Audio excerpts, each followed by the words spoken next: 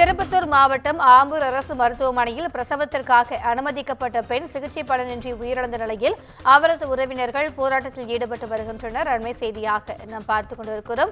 ஆம்பூர் அரசு மருத்துவமனையில் பிரசவத்திற்காக சேர்க்கப்பட்ட பெண் உயிரிழந்த சம்பவம் அப்பகுதியில் பரபரப்பை ஏற்படுத்தி இருக்கிறது. கர்ப்பிணி துர்கா தேவியை வெவ்வேறு அரசு மருத்துவமனைக்கு சிகிச்சைக்கு அனுப்பி அழைத்ததாக அவரது உறவினர்கள் தற்போது புகார் அளித்திருக்கின்றனர்.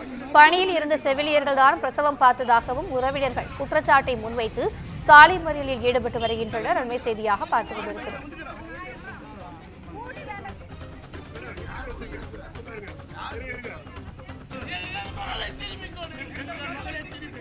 கூடுதல் விவரங்களை எமது செய்தியாளர் அரவிந்தன் வழங்க கேட்கலாம். வணக்கம் அரவிந்தன், அங்க இருக்கக்கூடிய உறவினருடைய குற்றச்சாட்டு என்னவாக இருக்கிறது? கூடுதல் விவரங்கள்.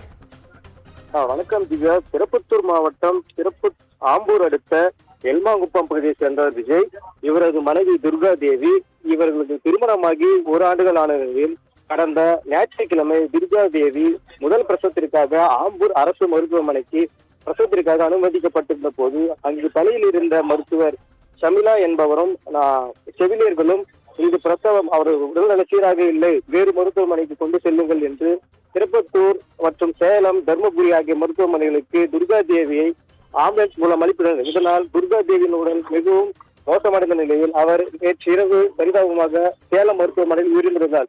இந்நிலையில் இன்று காலை துர்கா தேவியின் உடல் எல்மாங்குப்பம் பகுதிக்கு கொண்டு வரப்பட்டு மருத்துவர்களின் அலட்சியத்தாலே துர்கா தேவி உயிரிழந்ததாக கூறி ஆம்பூர் அரசு மருத்துவமனை மருத்துவர் ஷமிலா மற்றும் செவிலியர்கள் மீது உரிய நடவடிக்கை எடுக்க வேண்டும் என துர்கா தேவியின் உறவினர்கள் ஆம்பூர் பேரணம்பட்டு சாலையில் அமர்ந்து சாலை மறியல் போராட்டத்தில் ஈடுபட்டு வருகின்றனர். திவ்யா, மேலும் சம்பவ இடத்திற்கு விரைந்த ஆம்பூர் துணை காவல் கண்காணிப்பாளர் அதிகாரிகள் தலைமையிலான காவல்துறையினர் போராட்டத்தில் ஈடுபட்டவர்கள் பேச்சுவார்த்தையில் ஈடுபட்டு வருகின்றனர். இதனால் மேலும் ஆம்பூர் பேரணம்பட்டு சாலையில் அரசு பேருந்துகள் மற்றும் தனியார் வாகனங்கள் சுமார் 1 கிலோமீட்டர் தூரத்தில் நின்றதால் போக்குவரத்து கடுமையாக பாதிக்கப்பட்டுள்ளது. திவ்யா,